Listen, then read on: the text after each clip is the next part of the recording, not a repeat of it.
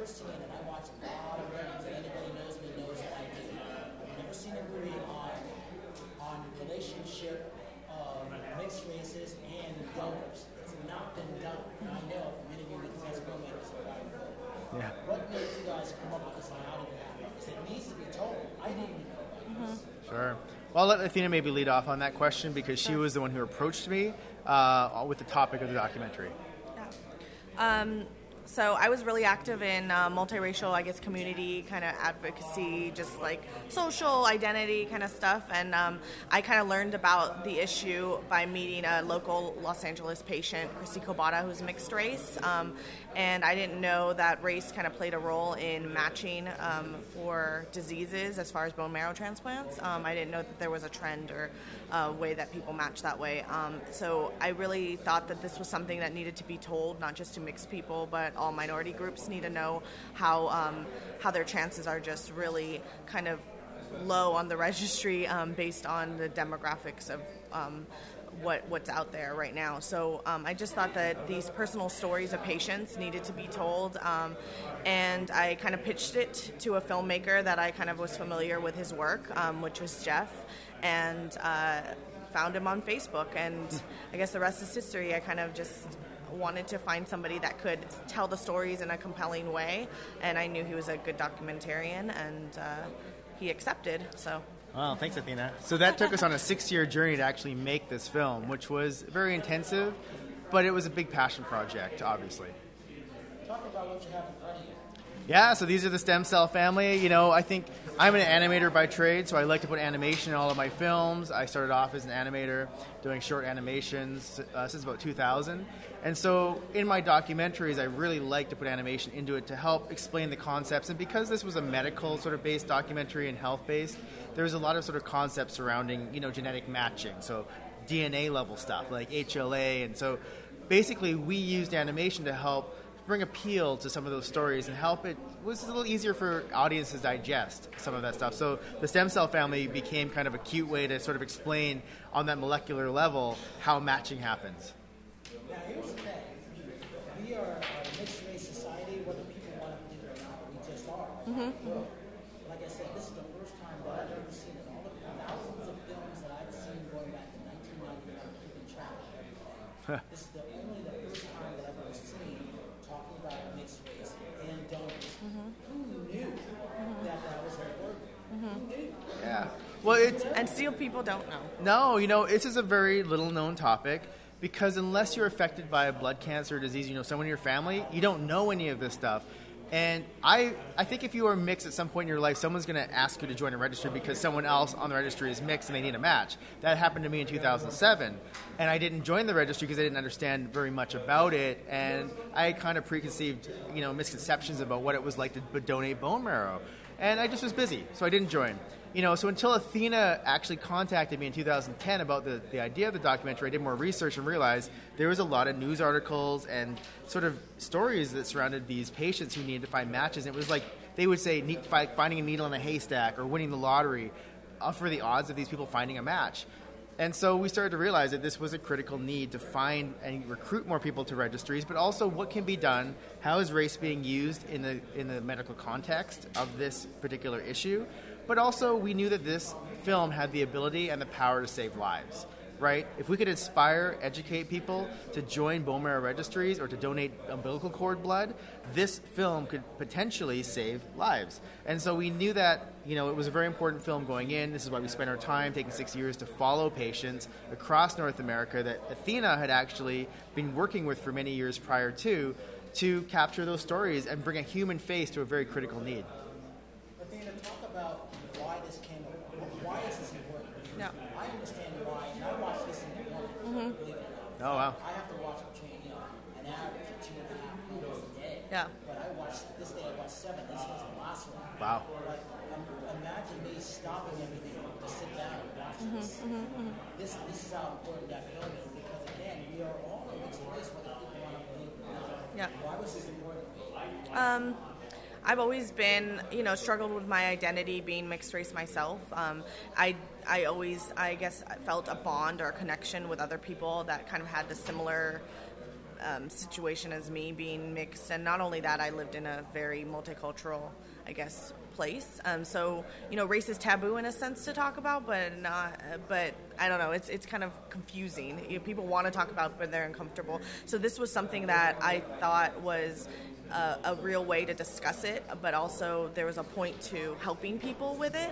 So it's not just identity, it's kind of fused with a call to action, or like a way to inspire people to do something good. And it also connects us as well, because you're literally saving somebody's life that may have no other chance out there. So there was that, I guess, reason behind my mixed identity that kind of pushed me to want to do this, but also to, personally, I lost my aunt to lymphoma in 2007, and just seeing somebody really she was dying of cancer, and to witness firsthand what that looks like. It's an ugly thing to see someone you love die. And in my mind, she was never a candidate for bone marrow. She was not mixed race, but she was a minority. But just thinking that there was an option for a cure for diseases like hers, but that there's just not enough people on the registry to do it and to save them, was just mind-boggling to me, because I thought, wow, if there was anything to cure my aunt that was out there, I would have done anything to make that happen. So I saw, the need of these patients, and really saw their struggle, and knowing their cure is somewhere out there in the public. It's a stranger somewhere, and they just need to find them. And that just struck a chord with me, just dealing with that with my aunt, and bonding with Chrissy, who was a patient that I met at the beginning. So. Yeah, for sure. So we obviously have a website set up, which is a call to action website, so people can go there. They can watch bonus footage. We filmed 200 hours of footage, so we put a lot of supplemental material on our website. People can learn more, watch more. It's www.mixedmatchproject.com. As well, you can follow us on Twitter and Instagram at Mixed Match Movie, and on Facebook it's just Mixed Match. So yeah, please follow us on to find out where we're screening next. We've got screenings all across North America, and it continues to grow every day. So best way to keep track of when we're screening next, or when our films are going to hit broadcast or come out on DVD, we'll let everyone know through social media. As a filmmaker, what was most important about bringing this story to the audience? I think, like I said, it's a little known topic, and I think anytime you can bring a topic that not a lot of people know about, and it's a topic that can save lives, there's a great need and a great benefit for that, especially, as you mentioned before, with the fact that this has never really been addressed in this way in a film form before. So we knew that we needed to kind of create something special that would resonate with audiences, but also educate people so they knew more about what it was going to be like if they had to donate bone marrow, or if they had to do peripheral blood cell collection, or if they wanted to donate umbilical cord blood. I think the film becomes personal to me because I joined the registry in the movie, and then my wife gives birth to my child, and we donated the cord blood of our baby to the National Cord Blood Bank in Canada. And a lot of people don't know you can bank your cord blood at particular hospitals across Canada and the U.S., and that cord blood is a life-saving, another life-saving thing that can help save someone's life if they have leukemia, need a bone marrow or stem cell transplant. What do you have coming up at the moment? Sleep.